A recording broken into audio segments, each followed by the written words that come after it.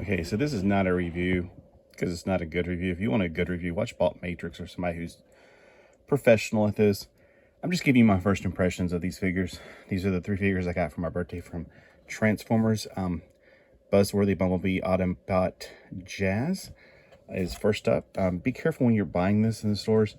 I saw 2 of them in the store I was at, the Target up in Greensboro. One of them did not have the chest plate. I don't know if it just fell off or somebody pulled it off. Oh, so it is easy to come off. So evidently somebody pulled it off, or it fell off. It probably just fell off in the box. It could still be in the box. I didn't want to take a risk because I'm not going to mess with it. And there was nobody there that really worked, so I couldn't ask anybody. All right, so some of the things that come with him, he has the grappling hook hand accessory. It becomes his hand. What you do is you take it off. It comes out of the actual, I guess, launching part. Now, there's all 5mm ports, which gives me major flashbacks to, again, my favorite childhood toy, the Micronauts. So you can store this on his shoulder. You can store it on the back, which is where I guess I'll keep it for now because I don't like having it. I'm very symmetrical in the way I look at things. So he has a gun also, which can also be pegged in as well in case you want to store it. For some reason, you can put I speak English, up on his shoulder right here if you like to put it there instead, and maybe that would balance out his symmetry. I do like the feet a lot. I think those are really cool. It reminds me of bell bottoms from the 70s, the big old fat, bell bottoms. Mine's very tight, although this is very distracting to see the metal right there. I thought, well, maybe they put it on backwards because that happens. I was like, no, that's even more distracting. And I haven't transformed it yet, so I'm sure if I transform it, it's going to get loose, as they tend to do. Next, let's take a look at Leo Convoy, or in America, he's called Leo Prime, or I'm guessing Leo Prime, there's the name. I need a bigger space. This is the most expensive of these 3, of course, because he is a Voyager class. He's got 2 tiny little, whoa, gravity is not my friend today, or any day, actually. All right, so I figured this out, that his little retractable Wolverine kind of claws, I don't know what you want to call them. They're not, I don't know what they are exactly, but I haven't transformed any of these yet. I like them in robot mode. For me, robot mode is prime, except for a few, like Sideswipe, I can transform him all day. And I don't, okay, so I figured out the place for that. There's also ports on his legs to put them. His legs look pretty cool. I like the way that looks right there. Even though it's hollow space, it makes good use of the hollow space. His feet, at first, I was like, am I supposed to transform this with this forward? It'd be some tiny little feet, so I guess he's got animal feet forever. All right, and then the thing I don't like, though, there's some kibble on the back of his arms, which is so weird. I don't remember that on the original one. I have the original Leo Convoy from Japan, and also had before that, I got a bootleg one at like the flea market that was made out of all shiny, shimmery gold or whatever. And he does have a little mouth that opens. I thought his eyes are supposed to change when his mouth opens. I can't remember.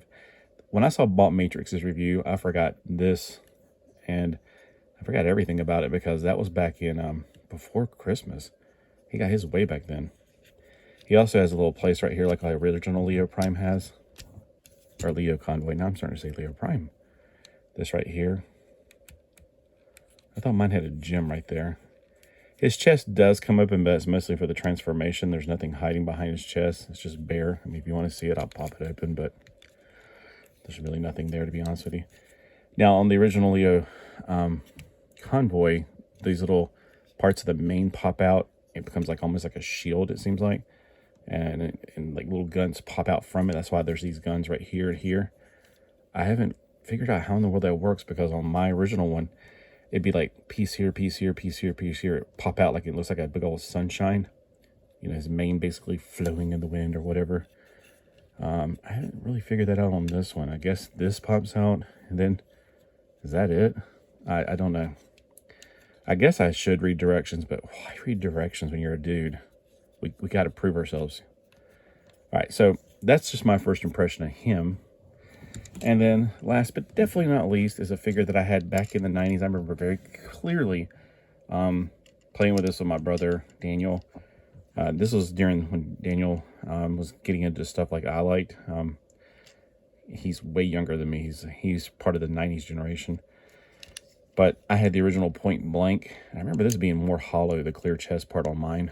I don't know if I had the original Trigger Mastered mine, but this one's probably about the same quality. I was very shocked that it had, after being through all the Titans Return, I was expecting a lot more articulation on these. Even on the ones I made in 2020, they had, you know, movable arms.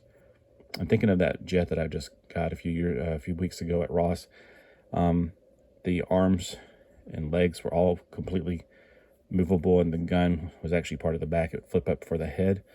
There's almost actually no articulation for this, except for, of course, he can sit down, which is part of the transformation, really. The gun folds back between his legs. So, I don't know. I mean, I wonder in car mode, does he actually get to sit inside the cockpit?